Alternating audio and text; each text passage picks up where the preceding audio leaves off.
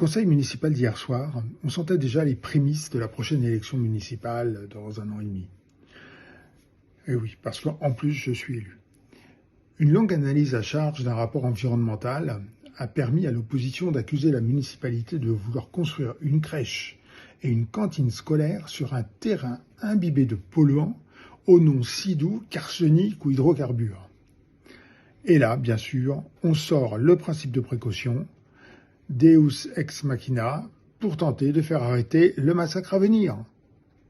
Alors, d'abord, on va revenir aux fondamentaux.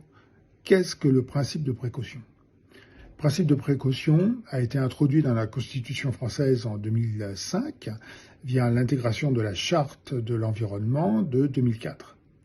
Et ce fameux principe de précaution qu'on a tendance à sortir si vite, qu'est-ce qu'il dit ?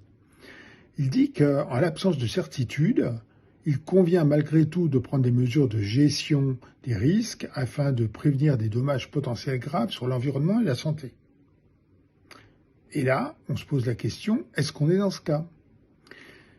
Ici, on a des pollutions dont les noms font frémir. Et avant de continuer, on doit s'arrêter 2 secondes sur la notion de danger versus risque.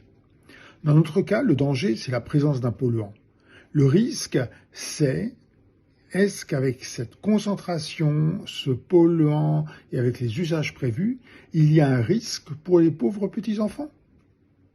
Et là, on a la réponse via la réglementation sur les sols pollués. On ne dépasse aucun seuil. Donc oui, il y a des polluants, comme dans toutes les terres, et c'est normal. On a des techniques analytiques tellement puissantes qu'on trouve des polluants partout. Mais on a des concentrations si faibles qu'on ne pourra jamais détecter un impact sur la santé. Comme il y a une réglementation et que personne ne remet en cause dans le cas présent cette réglementation, le principe de précaution ne s'applique pas.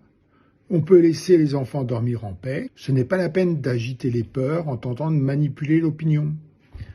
Bonsoir.